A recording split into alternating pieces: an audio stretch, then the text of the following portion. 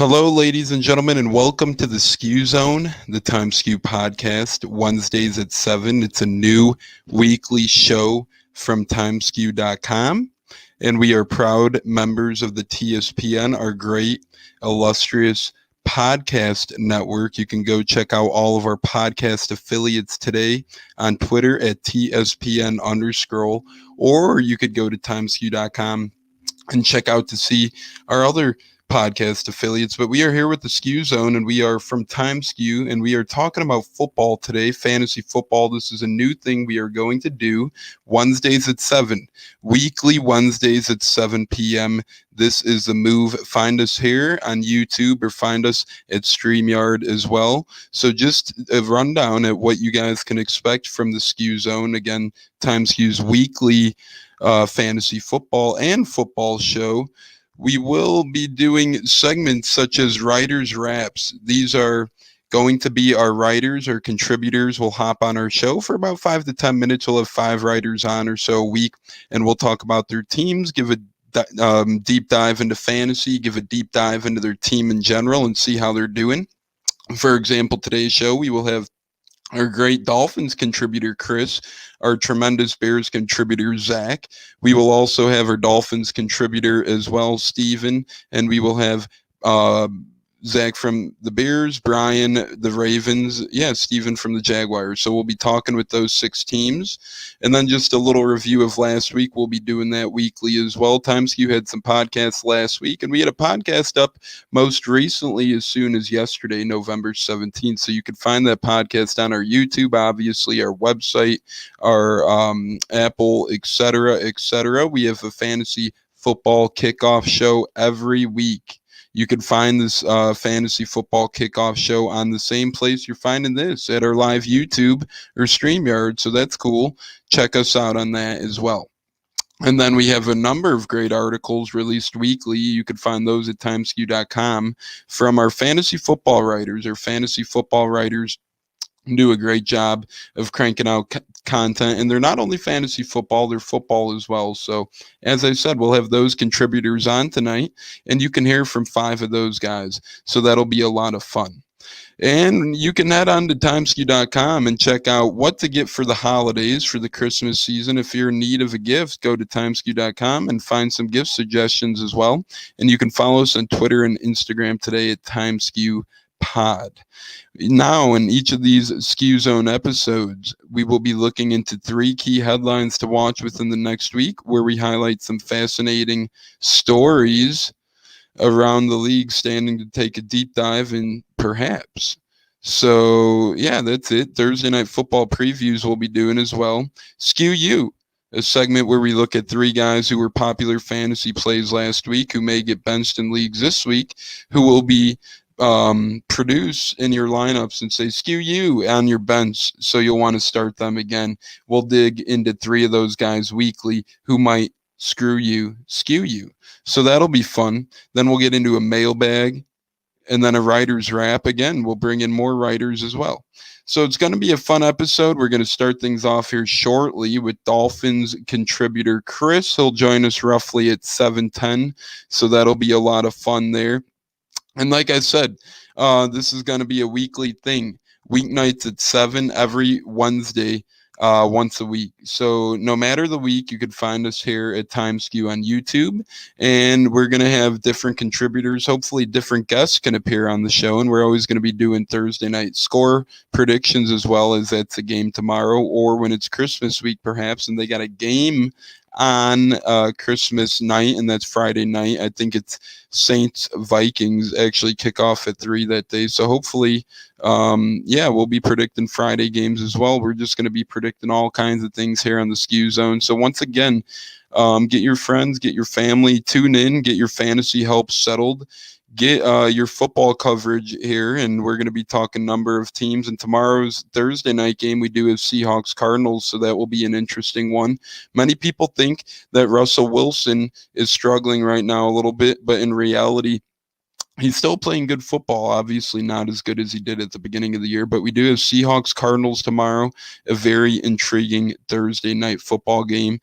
I'm going to be honest with you guys. We began the year rough with Thursday night games. We began the year with the likes of Jaguars, Dolphins, and etc. So that was ugly, and we're better now. So we'll take Cardinals, Seahawks in the battle of the NFC West. Other than that, we got a good slate on Sunday as well, highlighted probably by Packers Colts in the afternoon. And then Monday we have Bucks Rams, so that's a very good matchup there. We got a good slate of games all week. So be sure to be tuned in Sunday, Monday, and Thursday to these great football matchups, and be tuned into our Sunday Fantasy Football Live kickoff show as we go over who to start, who to sit, and who to trade. Perhaps we've been asked by Myron a good amount. Myron Chapman, who should he trade in fantasy? So we get all kinds of questions, really, all kinds of things going. It's always interesting. So we'll see what's happening. Once again, we are Time Skew, the Skew Zone. Thanks for coming. We have Chris joining us. Chris hopping on here soon. We can't wait to talk to Chris. We're looking forward to talking to Chris about his Dolphins team, who has been playing very well with quarterback Tua Tagovailoa lately, former Alabama first-round pick for the Miami Dolphins. He's been playing tremendous football. He's 3-0 as a starter. He's played in 4 games now. And he looks to continue to win. They're second in the NFC or in the AFC East. Who would have figured that they would be in this spot to begin the year? And here they are behind Buffalo.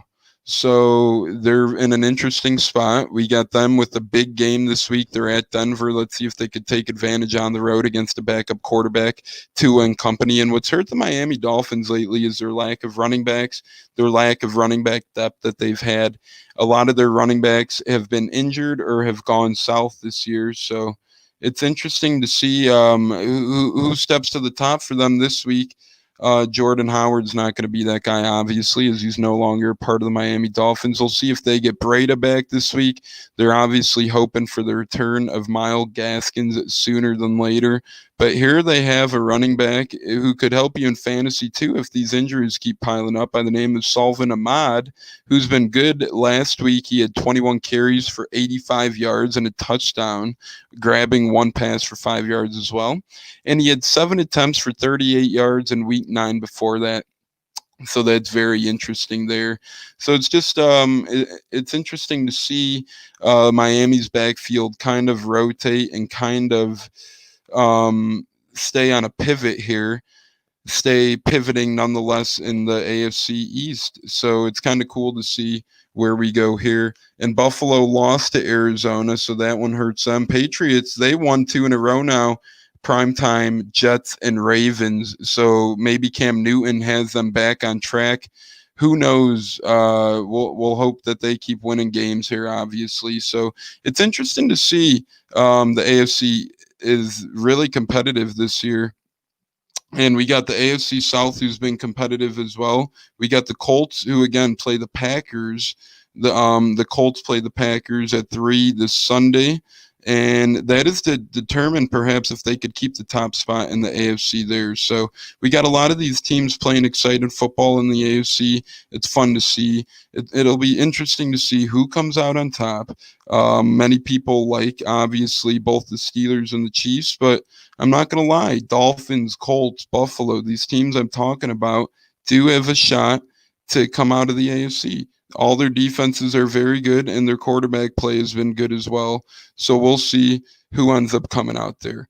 Once again, we have Chris joining us shortly to talk more Dolphins football. That'll be really fun to see. That'll be really fun to talk with Chris. You can find Chris's Dolphins content on timeskew.com. Just search Miami Dolphins, and you can find any articles there by our great writer, Chris. Chris does a great job of kind of going through the Dolphins, depicting them, and seeing who's helpful and whatnot. And hey, we got Chris right here.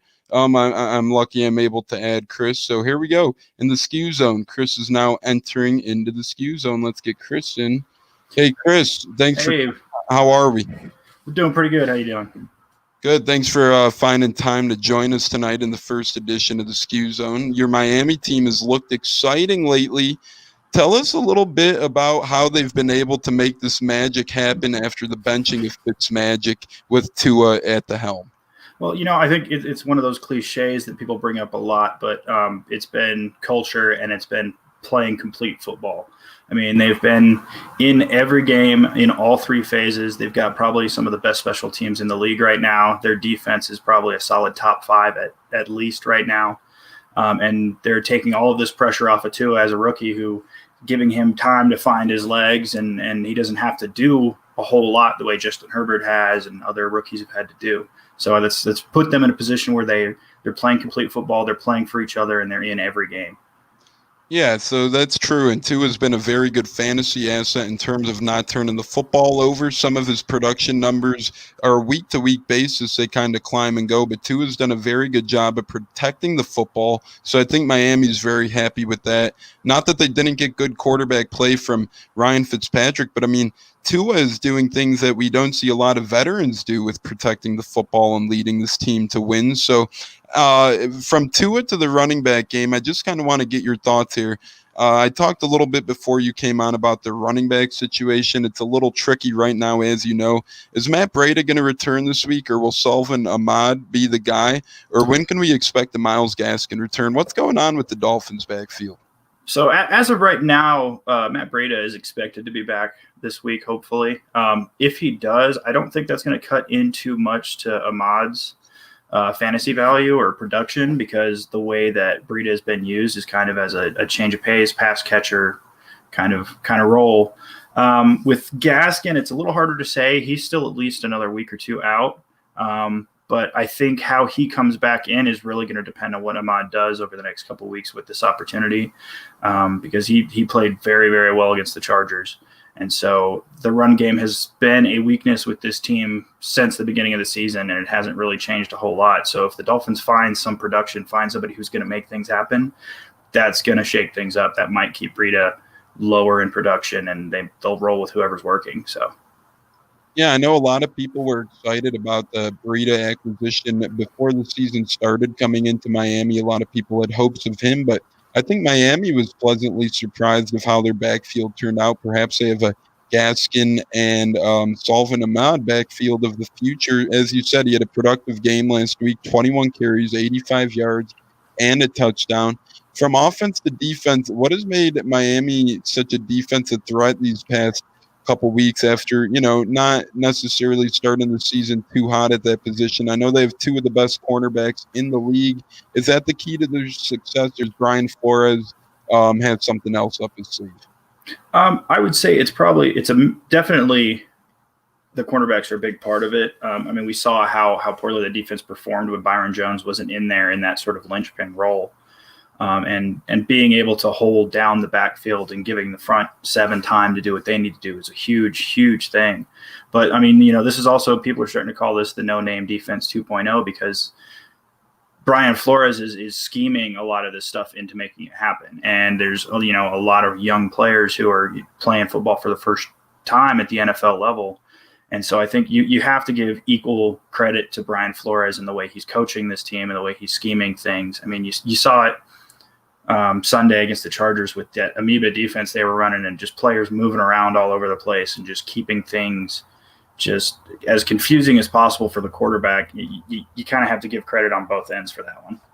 Yeah, and once again, we are here with Miami Dolphins Time Skewed podcast contributor Chris. He does a tremendous job writing for Time Skewed. You can go check out his articles and other great Dolphins content at timeskew.com. This is a guy who has great drive behind his work, and you guys will not be disappointed, so go check it out. Chris, I definitely agree with that defensive perspective, and Brian Flores is a guy who's brought into Miami to kind of be a defensive-led head coach under the Bill Belichick umbrella, and he is one of few Bill Belichick disciples, so to speak, to pan out pretty well to this point. I think Dolphins fans and Dolphins covers can agree that Brian Flores looks like the right hire. A year and a half into that move, he's done a lot of good things for the franchise.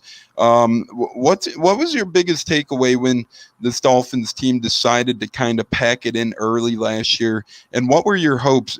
Are your hopes of what they're doing now? Is this what you were hoping for last year? Like, hey, this Miami team is going to be competing at this time next year? Or are they kind of evolving prematurely before your eyes? This is way better than I think anybody had expected or anticipated or even hoped for. With especially just the absolute destruction of the roster that we saw at the beginning of last year, getting to this point so quickly. Where I mean, they're still under the cap right now. They still have all these other picks. They're still in the middle of their rebuild, and to be in the middle of a rebuild and be a legitimate contender for the division title, to be a legitimate playoff contender is way more than anybody had actually hoped to this point. And I think that all comes down to Brian Flores and Chris Greer, the GM, kind of having the same plan, being on the same page about what kind of players they want, not just the talent, but the mindset and the work ethic and what kind of culture they wanted to bring into this locker room. So yeah, I think the culture aspect is very important. And I think Brian Flores did a great job of turning around the culture, because this Dolphins team at one point in time was kind of running through coaches at more of a rampant pace, kind of looking for the guy to lead him into the right direction. Brian Flores came in. Brian Flores got hired. Some people were questioning that hire. I was a guy who enjoyed and I was looking forward to the hire from year one. So what really makes Brian Flores stand out, besides the coaches like Joe Philbin and other coaches that may have flopped in the past for this Miami team? What makes you believe that he is the guy to get this team not only to the next level, but perhaps the ultimate goal in the NFL to win the Super Bowl?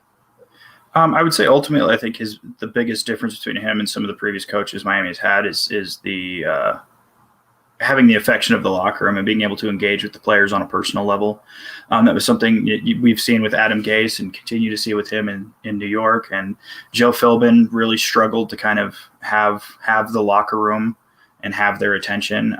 So he's a coach who, you see it constantly with, interactions on the sideline and interactions with press. Like, the players love Brian Flores. They love him as a coach. They love him as a man, and they want to play football for him.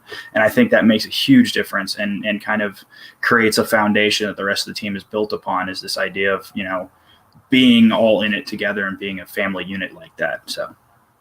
Yeah, I definitely agree. It's definitely a family feel. It seems like, based on Miami's play level, they haven't played at this high of a level in years, and they've had a couple quirky things happen in their organization a while ago leading up to this point. So it's just good to see the Dolphins get back on track, and it's good to see for football, I believe, the Miami Dolphins becoming maybe a top team again, perhaps for the first time in quite some time. They have had historic runs in their franchise, so maybe Tua is the start of something special there. Chris, who is a fantasy guy, before we let you go here shortly, who is a fantasy guy for this Miami team? One player out of any of them. Who is the man to own in Miami to help fantasy owners down the stretch? I would say right now, just a little off the ball, the defense. Get that defense on your roster, because they're getting turnovers, they're getting touchdowns, they're making points. I mean, they're performing and producing above the level you see a fantasy defense usually do. So get that while you can. Yeah, and their defense is doing very well, as we mentioned in the show, and they have a very favorable matchup this week. I know I picked them up in a lot of my leagues this week. They're going against the Broncos and perhaps a backup quarterback at that. So even though they're at Denver, I like their odds here. They're ranked the 7th fantasy football defense in the league right now. They've gotten very good point totals against teams like San Fran, against teams like the Rams. So they're not a fluke. They're doing it against not just bottom barrel offenses, but pretty good offenses too. So that's always fun to see. Chris, thanks so much for hopping on and talking some Miami Dolphins. I can't wait next Wednesday to have you back. Yeah, no problem. Happy to be here. All right, thanks, Chris. And that was Chris. That's Chris, our Miami Dolphins contributor. He's a great one for TimeSkew. We appreciate him coming on tonight and kind of talking about the show. And I think he made a lot of good, valid points of this Dolphins team. I think him saying Brian Flores, making it a family-like feel, is a very good point. The more you feel comfortable with the team, the better the team does, it seems. And Flores has the team feeling like a family. He has them feeling comfortable. So that's really good of Chris to point out. And Chris points out the Miami Dolphins defense is the defense or the fantasy player to own for this Dolphins team to help you down the stretch. And as I said, they are ranked 7th defense in fantasy and ESPN formats, and they're owned in 67% of leagues, so you could still get them in a good amount of leagues.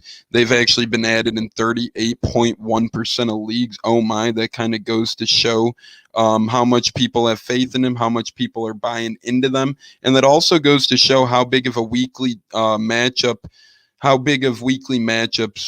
play into perspective in fantasy football. So it'll be interesting to see if we can continue to get production out of this Miami Dolphins defense, which I really think we could do. Some things to look forward to here on the show. We still got Jaguars contributor Steven hopping on at 7:40. Then we got Brian from the Ravens at 7:50. And the next contributor to be had will be Zach Buss from the Bears. So we still have 3 very good contributors to hop on. And the show goes on. So thanks again, Chris. It was really fun talking about the Dolphins.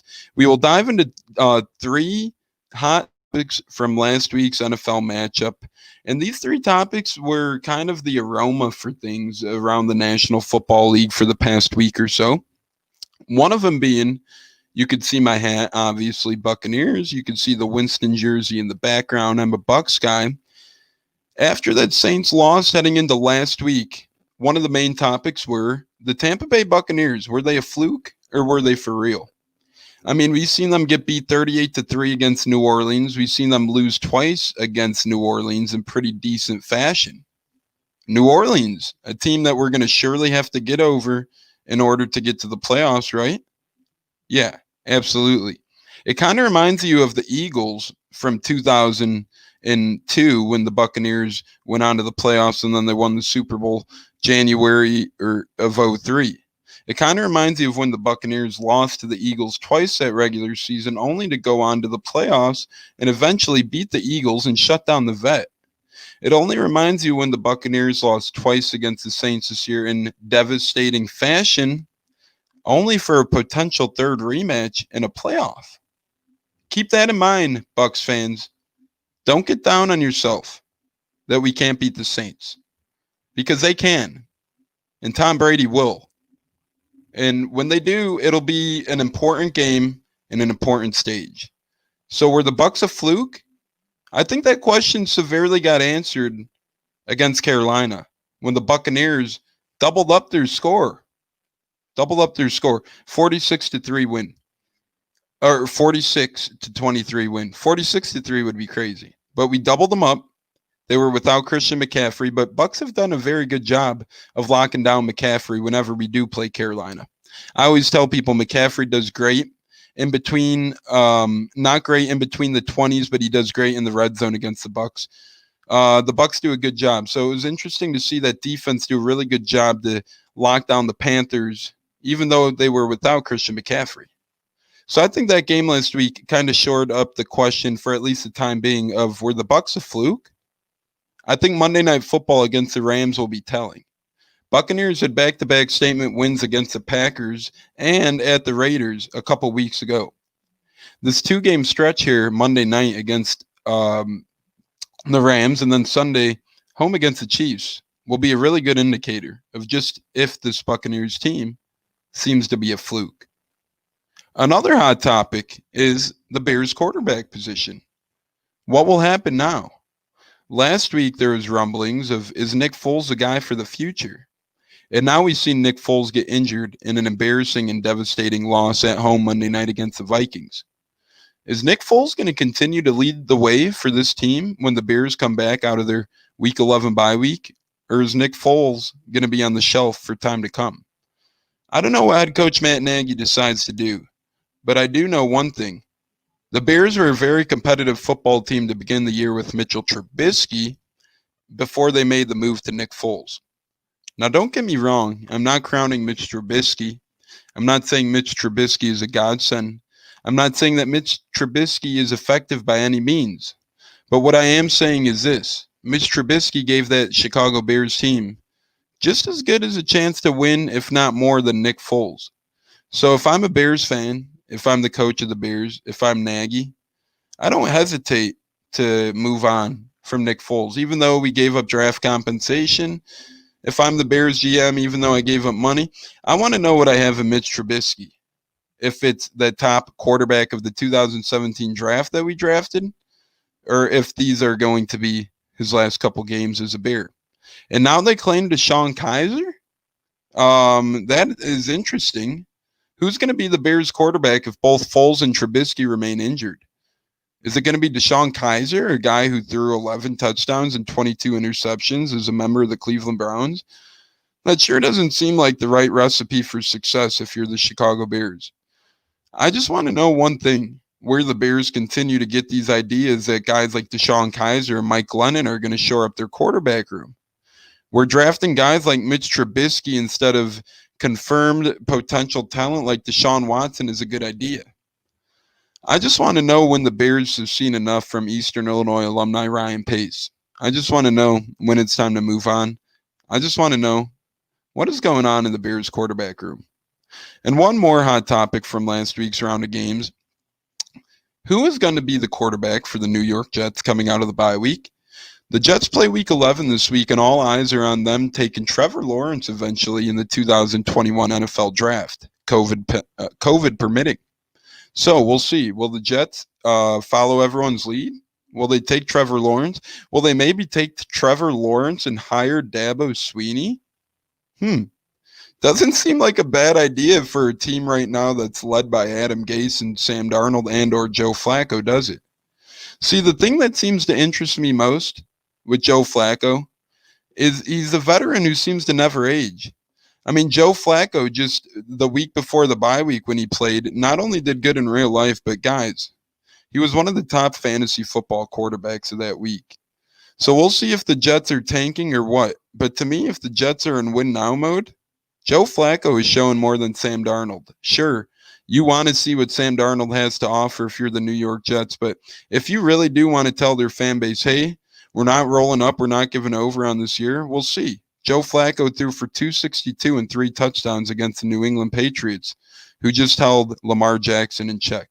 So we'll see who's the quarterback moving forward for this Jets team. We'll see if Sam Darnold could rebound from his shoulder injury that seems to not get better. Are the Jets holding him out for an injury at this point? Or are they holding him out because they know if he plays, if he does well, maybe if he plays and does well, they can't give the fans what they want in Trevor Lawrence. Let's be honest. This Jets team will probably have to lose or win 2 games in order for them not to get that first pick at this point. Do we see that happening? Probably not. Actually, absolutely not. I don't see this Jets team winning 1 game, let alone 2 perhaps. So it'll be interesting to see what the Jets quarterback situation not only looks like moving forward between Sam Darnold and Joe Flacco this year, or what it'll look like next year.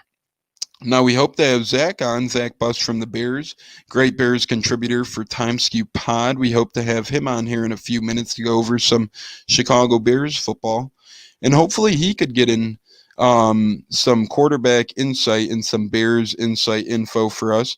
One thing that interests me with the Chicago Bears is their running back situation. I mean, besides David Montgomery, who hasn't proven much anyways these days, is Cordero Patterson really doing much? What's up with Ryan Nall? The guy was proclaimed to be a fantasy stud, and then he didn't really get too much action after his couple catches in the previous week. He only had 19 receiving yards or so this past week, I believe. So if David Montgomery continues to be out for the Bears, and as a fantasy owner, we just want to know who's going to be the Bears running back moving forward.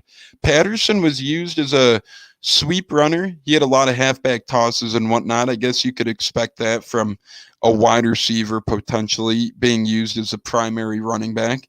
But what interests me with CPAT is most of his fantasy value comes as a return man, as he did return a touchdown to give his owners dividends, who decided to start CPAT. And if you're in a 3 running back league, like I am in a few leagues, trust me, you're going to look at all the options you get. You're probably going to start Cordero Patterson. So I started in him a couple leagues. He didn't do great. And with that being said, hey, let's get Zach in here to give his thoughts on CPAT. He could probably enlighten the room a little better than I can on this guy, although I'm in Chicago. This is our man for Time Skew, our Bears contributor. Without further ado, we're bringing in Zach. Zach, how are we doing? Thanks for coming into the Skew Zone this evening. Doing great. Thanks for having me. How are you doing? I'm doing really good. And it's interesting to see the Bears kind of table of emotions this year, so to speak, in terms of winning games and losing games. I mean, to begin the year, they were winning games at a rapid pace. They beat the Buccaneers. They perhaps looked like they were one of the better teams in the NFC, although their quarterback never really seemed to get it together. We know what their defense could do. Now they're going into their bye week at 5-5, vying for a 500 record. We're not really sure if they'll get that. What are your thoughts heading into this bye week? To me, it's a really good time for the Bears to have it. What can the Bears do to perhaps save the season? Or if it's too late, what do you look forward to in the incoming weeks of the 2020 season as a Bears fan?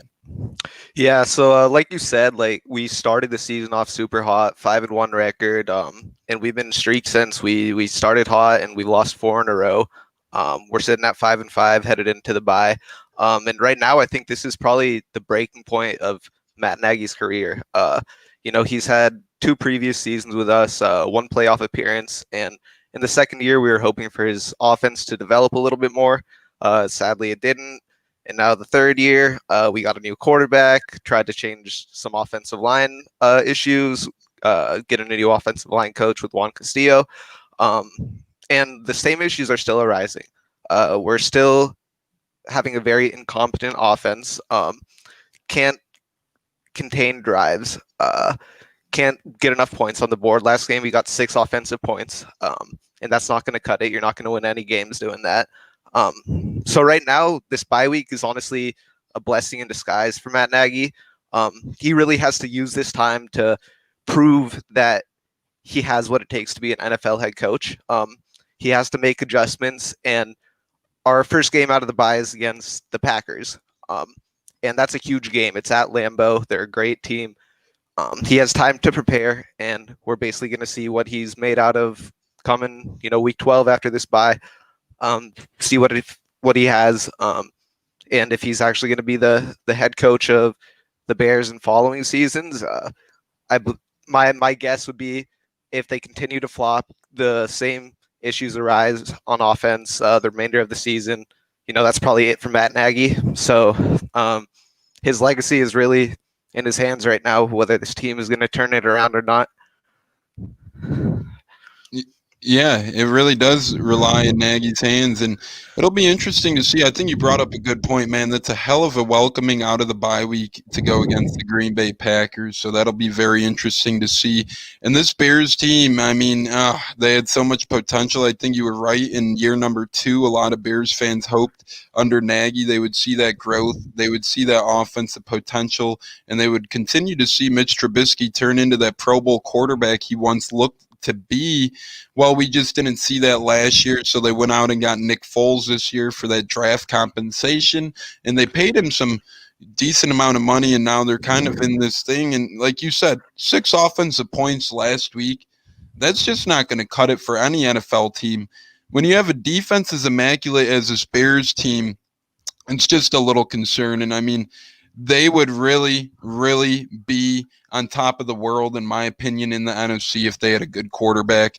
And they do have some weapons. I know they don't have perhaps most of the bread in the basket, but they have Allen Robinson. They have a couple tight ends in Cole Kmet and Jimmy Graham. And I just want to get your intake next here, Zach. Who is a weapon to look out for this Bears team and for fantasy owners, perhaps? If you're a fantasy football fan, obviously Allen Robinson is the guy. But in that Bears backfield, if David Montgomery continues to be banged up, do you trust Cordero Patterson, or do you think out of the bye week we see more of Lamar Miller? So with David Montgomery in concussion protocol right now, we don't know if he's going to be back for sure after the bye, but most likely he will. Normally concussions, you're only out for about a game. If he is back, I will expect to see him more as the feature back again. Last week we saw kind of a committee against Minnesota with Cordero Patterson and Lamar Miller and Ryan Nall. But I will expect Montgomery to take over those carries again. Get a few gadget plays in with Cordarrelle Patterson. The fan base always seems to hate when Maggie draws up those play calls with Cordarrelle Patterson. Sweep for -2 yards. But a big thing that started last week was Nagy switching the play calling, giving the duties up to Bill Lazor, our offensive coordinator. And we were hoping that play calling would be the issue. And we last week in Minnesota, the ground game started well. We're looking bright, getting downfield a few times, and then it just stopped in the second half. So these issues continue to arise. Our running game, like in terms of the backfield and production fantasy wise, I wouldn't really count on anybody besides David Montgomery as a running back 2 at best. Week to week, our running game has definitely been declining. We started off with about 5 yards per carry in the first few games. Now it's down to around 3. Can't get anything going. So, Allen Robinson's honestly the only really viable, top tier weapon to have on a fantasy team from the Bears, in my opinion. Yeah, and I agree with that as well. Allen Robinson is by far the top tier weapon, and perhaps the only weapon to own at this point. And I think that running game is really it's a backbone of a lot of playoff teams. And the fact that the Bears don't have the running game, it's not going to do much well. And we got a comment here from Death by Laughing 1234. Need at least 4 per carry. Yeah. Yeah, Absolutely. you definitely need at least 4 per carry in the National Football League. We see that running wins football games. We've seen the Buccaneers, they were historically low running against the Saints. They got blown out. Then Ronald Jones has almost 200 yards last week. So I think it's key that the Bears stop with this Cordarrelle Patterson -2 yards. I think that's a good point. I live in Chicago. I have a lot of buddies who text me, "Oh, CPAT's in the backfield. We know what's coming." And I'm like, okay, if you guys know what's coming, well, a lot of these defensive coordinators probably know what's coming. So I think that's very interesting. And I think another point with this Bears team is that I just want to know, if Foles and Trubisky are both injured coming out of Week 11's bye week, Zach, real quick, who do you think will be the quarterback for the Bears? Will it be a newly claimed DeShone Kizer, or will it be Tyler Bray? Yeah, so I did see that we were trying out DeShone Kizer. If Nick Foles is out against Green Bay, my guess would be that Tyler Bray would be our backup. Would be our starter. He's been on our practice squad for years now. He definitely knows the system better than DeShone Kizer, who hasn't had much success in the NFL. I don't think bringing him in here, giving him a week to figure out the system that hasn't been working for anybody else, would probably be a recipe for disaster if we did that. Yeah, definitely. It would definitely be a recipe for disaster. I heard on Waddle and Sylvie today, a great radio show in the Chicago area. I'm sure you're probably familiar with Waddle and Sylvie on ESPN 1000, but they kind of summed up the Bears offense. They were saying it's the same bad ingredients, like the players aren't changing. It's just a different container that those ingredients lie in when Lazor takes over. So hopefully Lazor could pull out some, miraculous play calls and get this Bears offense a little bit on track, because if the Bears offense can get on track, their defense is good enough to keep them in any game, if not win them games. So, Zach, any last words for Chicago Bears fans? What's one last hope you would tell them for the rest of the 2020 season? I think the whole season comes down to Week 12. It's winning that game is a matter of being above or below .500. And we have an easy schedule. The following 4 games are all against teams below .500. So those are all winnable. If we are able to beat the Packers Week 12 at Lambeau, then there is still some hope left for the season. If not, then it's probably the end of the Nagy era. Yeah, Bears really got to come out and hope to be fired up that game. They got if they like Nagy, they come out playing hard that game. If they roll over to me, they kind of they don't come out looking too sharp. So real quick here, now that you got me down that rabbit hole of maybe Nagy's last game, Zach, I'm going to bother you for 2 more questions quick. I want to know who would be your potential replacement for Nagy or for even GM Ryan Pace. I heard Louis Riddick is a candidate for Ryan Pace perhaps, and I heard Harbaugh, Michigan's Harbaugh, might be a Chicago Bears coaching candidate. How would you feel about that, or who do you like? Harbaugh is definitely an interesting one. I would definitely take that into consideration. He's had success in the NFL with the 49ers we've seen, and in college with Michigan. There's also the Chiefs offensive coordinator, Bieniemy, I believe. And I mean, that's Nagy came from the Chiefs and that didn't work out, but Andy Reid, his coaching tree is pretty formidable. A lot of successful coaches come out of that coaching tree, so I wouldn't be against it. Maybe better luck with Bieniemy than Nagy. And then in terms of the GM, you said, I actually haven't looked too much into the GM candidates. There's a lot out there. It's hard to get a grasp on all the GM candidates, I feel like. Yeah. I mean, I did see recently, with all this, fire Pace, fire Nagy going on, that one of the Chicago baseball teams, I'm blanking on who it was, one of their Theo Epstein. Yep. Now fans are, Bears fans are calling saying, to get him in here, got to be better than Pace. That I don't know how serious that is, but that could be an option. That would be wild. And see, the thing with Theo is I'm a Cubs fan myself. This guy is one of the best brains behind sports operations that you can get. But obviously, the one Achilles heel for him potentially joining the Bears would be he's a baseball guy. So how crucial, how critical would he be in that Bears role? Who knows?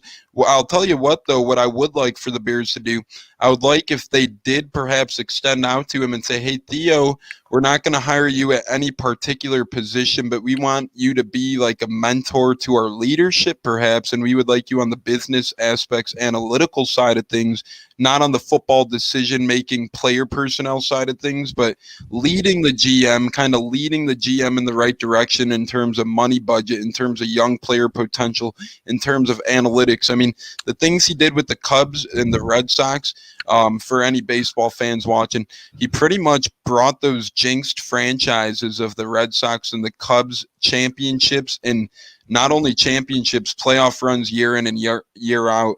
These were two teams that never would have thought of winning a championship before Theo came. So although it's a little bit of a joke, there is a serious back factor in Theo potentially being the guy for the Chicago Bears. Zach, I think that's a very good point. Once again, Zach, thanks for joining us. Real quick, where can the people follow you at on Twitter? On Twitter, it's at BearsBussy. And then on Instagram, just Zach Bussy.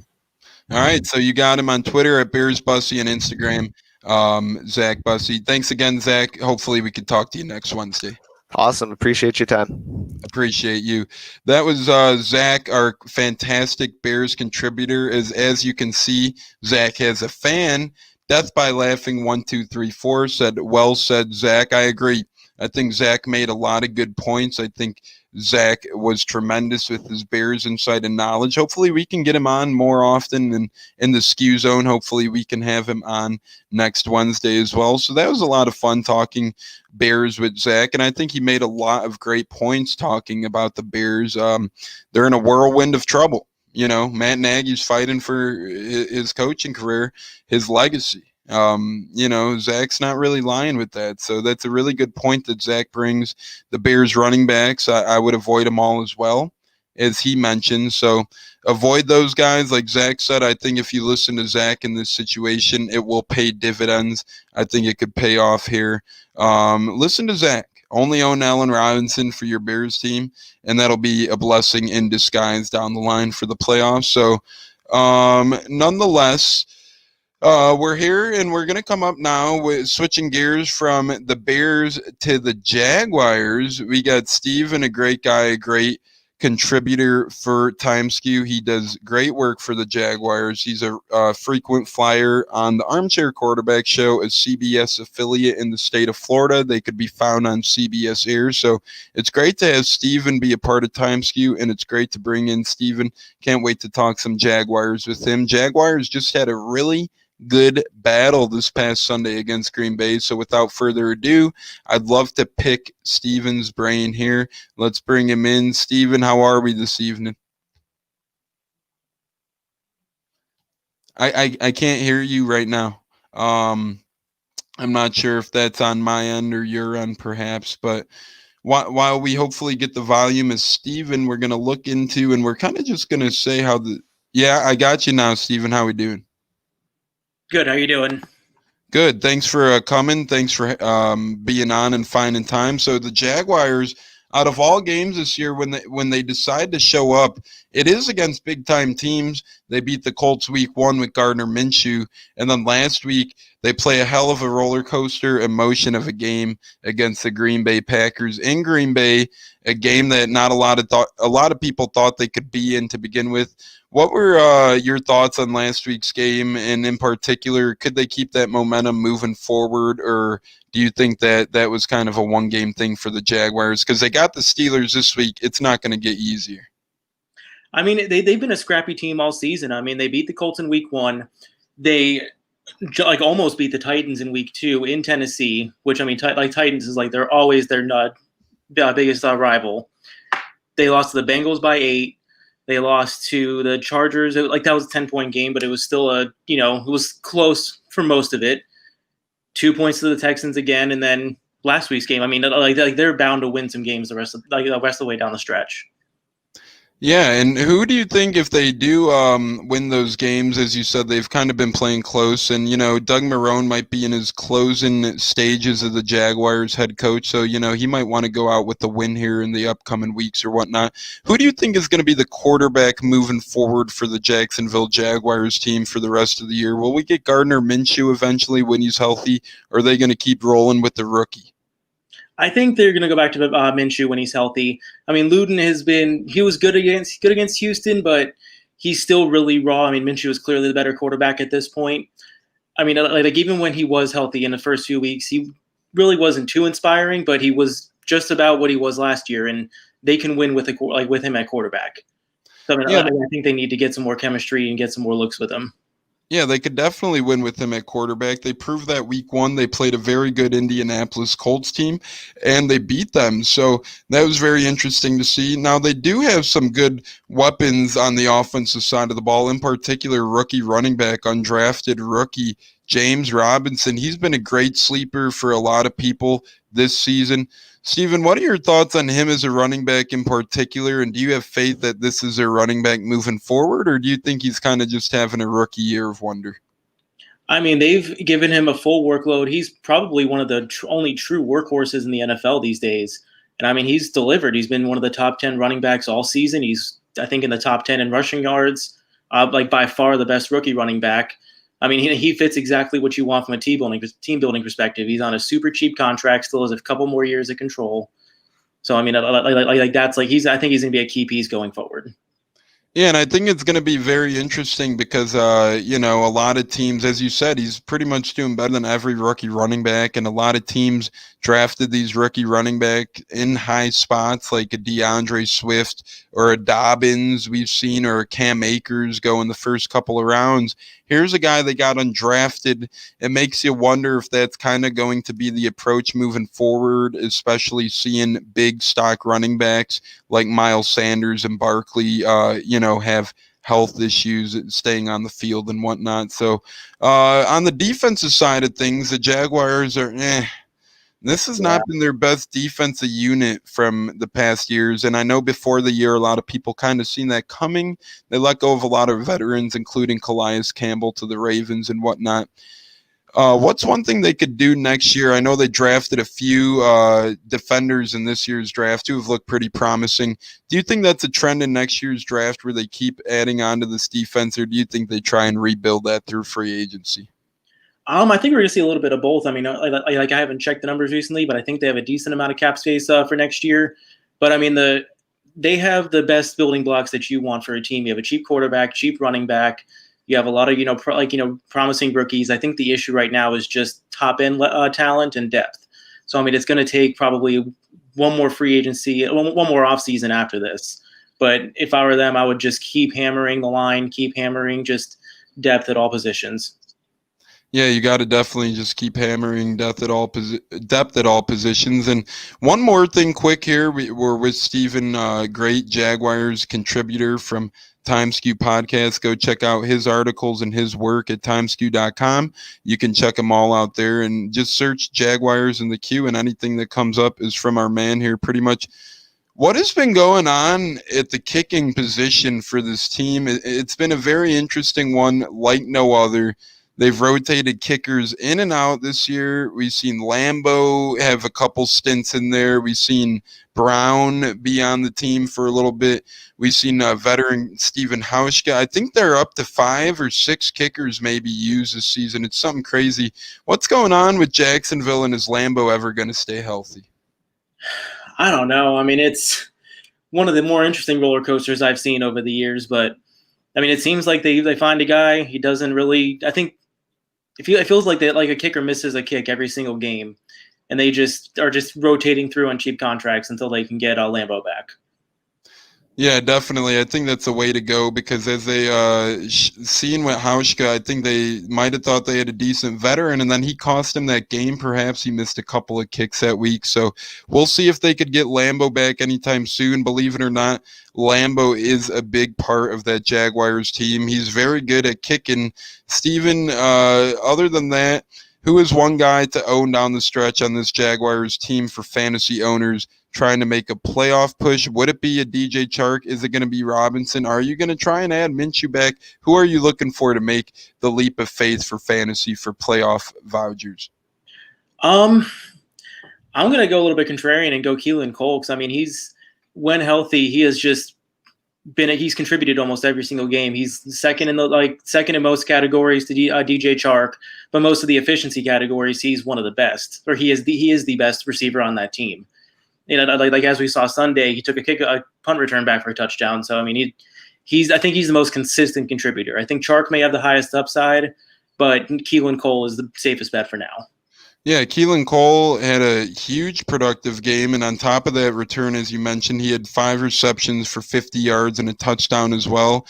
And then he's had a game this year where he went crazy. He got 140-plus receiving yards against Detroit. He's had a couple other touchdowns, including week 1, week 2, and week 5. So it's just interesting to see a playmaker like that. I think that's a good under-the-radar guy who could pay big dividends to a lot of fantasy rosters, especially those rosters in deeper leagues. It seems like DJ Chark is a good option week in and week out, but perhaps over the incoming weeks, it's going to be Cole on the rise. So hopefully he pays out, and hopefully Keelan Cole can help you guys win a championship. We have seen a couple bust games from Chark this year, especially with Minshew at the helm. He seemed to look better, a little bit better under Lutton. So if they do go back to Minshew, for sure, I would look for Cole to be more of that breakout guy. Any last words here for Jaguars fans, and where can the people follow you at on Twitter, my guy? Jaguars fans, just be patient. It's going to be a rough road, but the right pieces are there to make it work. And everyone can follow me at Texas Trosh, TROSCH. Yep, follow him. You must follow him. It's very, very good football information over there. Jaguars fans, you heard the man here. Stay patient, stay calm, take a little bit of the Aaron Rodgers, RELAX medicine. Everything's going to be okay. I'm sure they'll get their quarterback, whether it's Minshew or a rookie, perhaps Trevor Lawrence next year. Steven, thanks so much for finding time and coming on. Hopefully you can hop on next Wednesday. Sounds good. I enjoyed it. Have a good night. You too, thanks. So that was Steven from the Jaguars, and we hope to have one more guest upcoming, Brian from the Baltimore Ravens. And this show is just flying by, but it has been a very fun show to this point already. That is for sure. Here is a segment that we promised to introduce in the beginning. It's called Skew You. So this segment is guys who might have screwed you in fantasy last week. You might have started some guys. They might have not paid dividends. but they will next week when you start these guys, or when these guys are on your bench, they're going to say, screw you. So some guys I'm highlighting, I'm going to go through 3 quick. Travis Fulgum got 0 points in non-PPR leagues last week. It was just an ugly game from Fulgum, a guy who was very productive for the Eagles before that, a guy who had very good receiving numbers, a lot of touchdowns, good receiving yards. He went to 0 last week, okay? So watch this week. Watch what's going to happen with Fulgum. I have him in a league. I'm going to keep him starting. I'm not going to bench him because if people bench Fulgum, he will go off. He will say skew you this week. So I'm liking Travis Fulgum. He only had 1 catch for 8 yards last week. So in a non-PPR, he got you 0.8. Or if you're in a standard league where it does take until 10 points, he did get you none. So that's very interesting. We'll see if he could bounce back this week at Cleveland. Cleveland hasn't really done too great against the pass, but it's kind of been their, injuries and whatnot to kind of hinder them. And last week it was the weather in Cleveland. So Fulgum is definitely a screw you option. So I wouldn't hesitate in starting Fulgum this week. That's for sure. Obviously, Jarrett McKinnon is on a bye this week, but I like him coming out of the bye. He had 10 points and 12 points in standard formats before last week's 4-point game. So coming out of the bye, don't hesitate. If Mostert is still banged up, especially, you could feel comfortable with McKinnon in your lineup before you bench him and he says skew you. And third and certainly not least for skew you, I got Eric Ibron. Ibron was a guy who caught a couple touchdowns in the past couple of games before last week's kind of fantasy clunker, but this week they're at Jacksonville, who has been very, very kind to tight ends against them this year. So look for Ibron to bounce back this week. In week 8, he had 4 grabs for 50 yards and a touchdown. Week 9, he had 3 for 22 and a touchdown. Last week, all he had was 2 for 38. So don't be fooled. Don't bench Ibron. Don't make him say skew you. Feel comfortable trying him out there this week in particular against a very beat up and a very poor Jaguars defense. So Steven kind of gave you the green light on the Jaguars in our little Writers Wrap last segment in the Skew Zone. So now in our last Writers Wrap of the night in the Skew Zone, we're very fortunate in being welcomed with our Baltimore Ravens contributor, a very good one at that. We got Brian from Time Skewed about to hop on. I can't wait to pick his brain. It's been a very interesting couple of weeks for Baltimore. So without further ado, we're going to bring in Brian here. Brian, how are we doing this evening? I'm good. How are you? I'm good. Thanks for being able to join us. Thanks for finding time to talk about the beloved Baltimore Ravens. Last week, that game was about as ugly as the weather for both teams. Neither team really played great. I hear a lot of people saying this week, the Patriots looked really good. I didn't really see that. I kind of just see bad weather hindering these two performances. What's your takeaway from the Sunday night game? Are you concerned with Baltimore at all? Well, I think you have to be a little concerned about at least the offense. It seems a lot more predictable than it was last year. It seems like defenses are starting to kind of figure out Greg Roman's scheme. And, the scheme might not be the issue, but certainly he's been criticized for the predictable play calling, which has kind of plagued him in his history as a coordinator, back with Buffalo and with San Francisco, having a mobile quarterback and starting off really well. And then it seems like after a year or two, teams just start figuring him out, and he's kind of failing to make adjustments. But to your point with the weather, that certainly was probably a factor. And I think the Ravens have kind of struggled in bad weather conditions. Really, even if you look last year, the game in Buffalo was poor weather conditions. They pulled out a win there, but it was ugly. And, and then the last thing is injuries. Injuries are starting to really pile up for them on both sides. So, there's some concern there for sure. Yeah, I know their backfield has been injured for sure. It's been a little banged up, so hopefully they can get healthy there. And I think the inconsistency of maybe Lamar Jackson. He's been on and off in the passing game, I feel like. This year in particular, we're yet to see a 300-yard passing game from him, but he's still out there. When I watch him, he's still making his plays. As you said, their offensive coordinator has had success with just about every scrambling quarterback he's been with to this point. So we'll see if Lamar and him could buck the trend here. What are your hopes this week? Baltimore has a very intriguing matchup this week. It'll be interesting to see if that game against New England was a fluke. They're against a good defense in Tennessee this week. What's one thing you look out for against their matchup with the Titans? Yeah, can they stop Derrick Henry? They could not do that in the playoff game last year, and the defensive line for the Ravens has been good, but they are extremely banged up. Brendan Williams, their starting nose tackle, is probably going to be out for the game. He might be out for a couple weeks. And Calais Campbell missed the game last week, and he's questionable to return. He's kind of on a day-to-day basis. So, that leaves Derek Wolfe as their only remaining starting defensive lineman.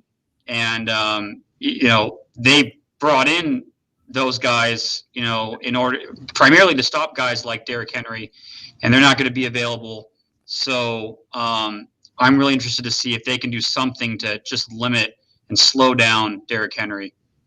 Yeah, Derrick Henry, he's a guy you want to make sure you stop early in games because he gets stronger as the game goes on. So he's not a guy you want to let have his way early because then he's just going to keep getting better and better and better.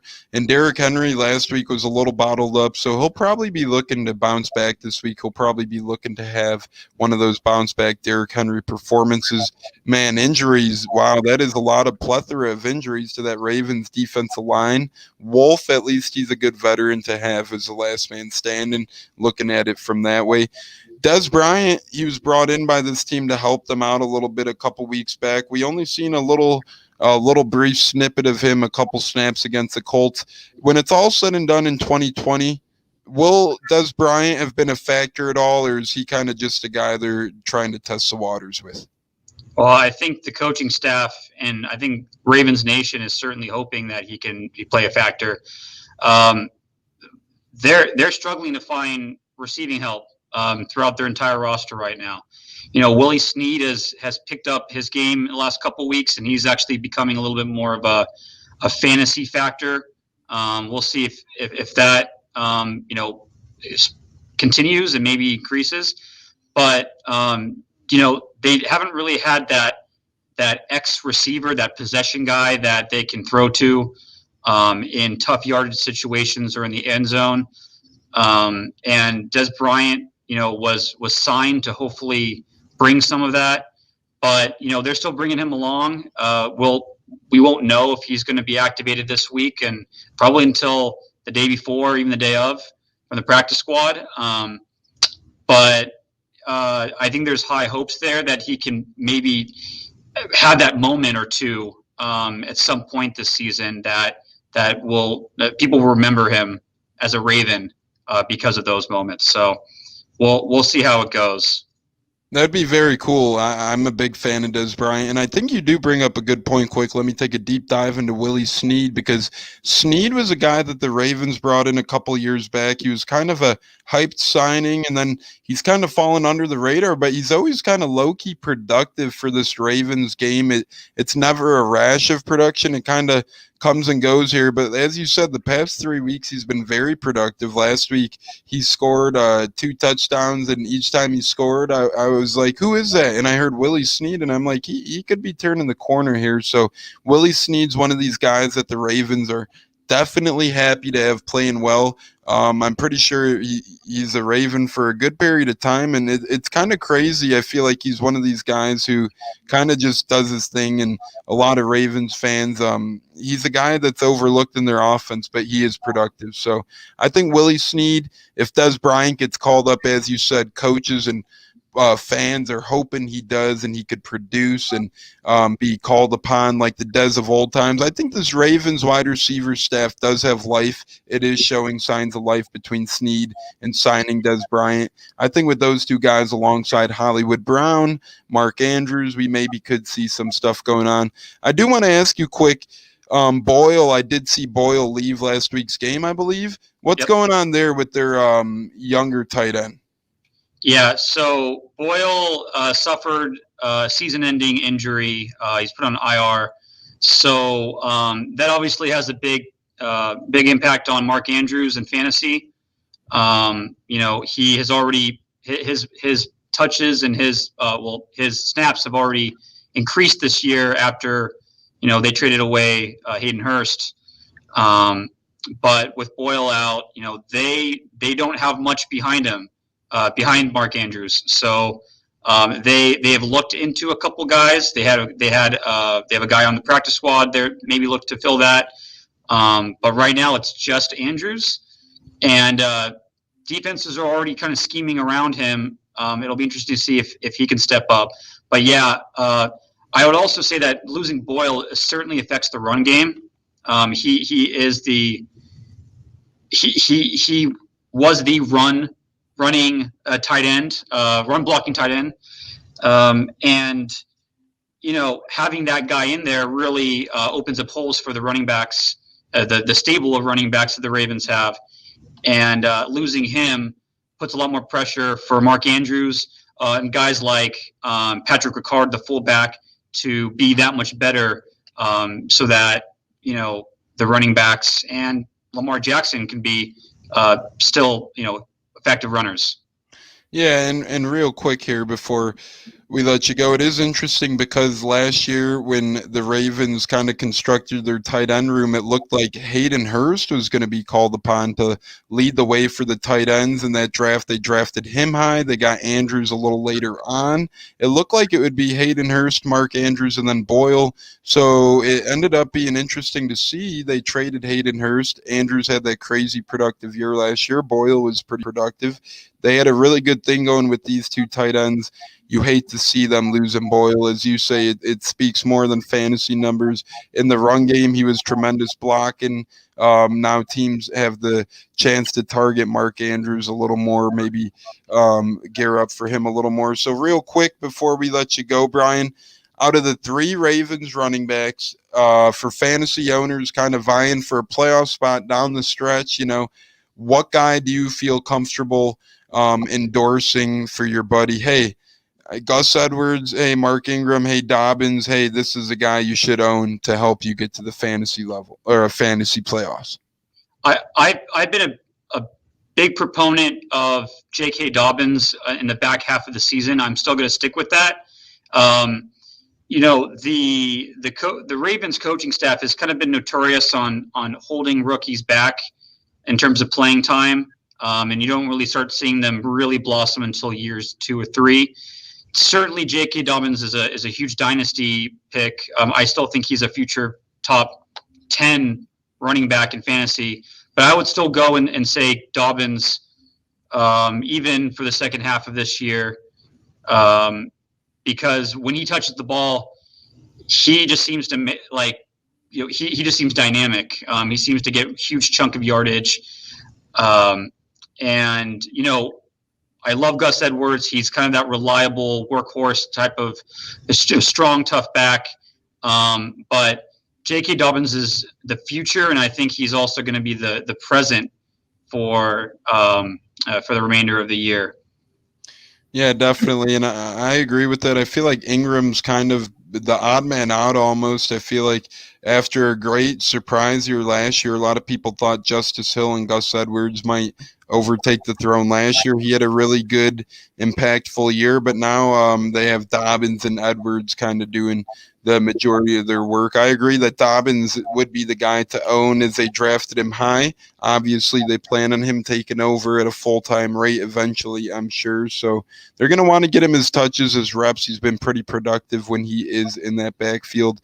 Brian, thanks for jumping into the Skew Zone. Any last thoughts for Ravens fans, and where can the people follow you at on Twitter? So you can follow me right here on my name, Brian at TimeSkew, and follow all of us, on TimeSkew, and you'll get some pretty good content there. But yeah, go Ravens this week. Tough game, and that's it. That's all I got.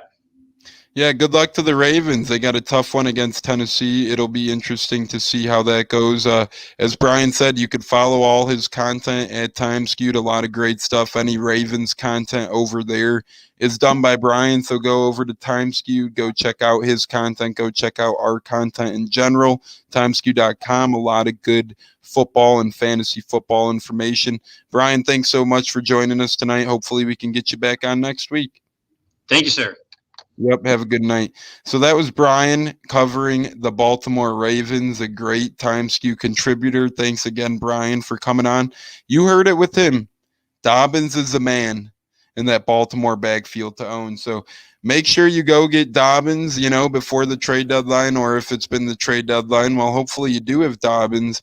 The outside chance that he's a free agent in your league, I don't think so, but go out and get him if he is, as Mark Ingram keeps tumbling to the grounds, and you just never quite know how much Gus Edwards does with his minimal carries. So real quick before we wrap up the Skew Zone's first ever episode here, we're just going to go into Cardinals at Seahawks, little Thursday night preview. It's a battle of the 6 and 3s of the NFC West. Winner is in first place, barring what the Rams do. So we'll see what the Cardinals or Seahawks could do. It's a big game for the division. We'll look for the NFC West to continue to beat up on each other as the year goes. I don't think that they're going to all three or all four make the playoffs. We already seen the 49ers fall off. Now we'll see Cardinals, Seahawks, and the rest of those teams beat up on each other as well. My prediction here is the Seahawks escape with the victory. I don't think Russell Wilson loses back-to-back games, especially back-to-back competitive games. It's just, I don't know. I think Russell Wilson is going to come into his own. I think they're going to win this one. And although the Cardinals beat the Bills last week in a nice-looking game, I just don't think it's Kyler Murray's been very good this year. It's tough to beat Seattle. It's going to be tough to beat them. I just see Seahawks winning this one 38-27. I'll roll with. Although the Cardinals are hot, they got that Hail Mary touchdown to their best wide receiver acquisition perhaps of all time last week, and DeAndre Hopkins. I don't know if they could keep it up this week. So we'll see. It'll be interesting to see what the Seahawks do. And they were 6-1. Now they're quietly 6-3. They lost to Buffalo. They lost to the Rams, and now they play Arizona. Do you guys really think that Seattle's going to lose 3 in a row to these playoff teams? I mean, I'm no Seattle fan by any means, but it's just a little hard to imagine that Seattle does lose a third in a row. So that's my Skewed Zone Thursday night football prediction of 38-27 Seattle over Arizona. Look out for a mini statement game from Pete the Cheat Carroll and the Seahawks. So other than that, guys, we've been flying through this Wednesday. It's already at about an hour and 15 minutes. I just want to thank you all for jumping into the Skew Zone Week 1. You can follow us on Twitter and Instagram at TimesKewPod. Follow our network today on Twitter at TSPN_. Go check us out at timeskew.com. We have a ton of great content. We have weekly podcast to help your fantasy. We have weekly articles to help your fantasy and just to cover football in general. So a lot of great stuff going on in Time Skew, a lot of great contributors. Thanks for joining me. I'm Tampa Tones. I will see you guys next Wednesday as we jump back into the Skew Zone at 7. Be ready to chat. Be ready to see who should be in your fantasy football lineups. Thanks so much, guys. We appreciate it. Have a great day.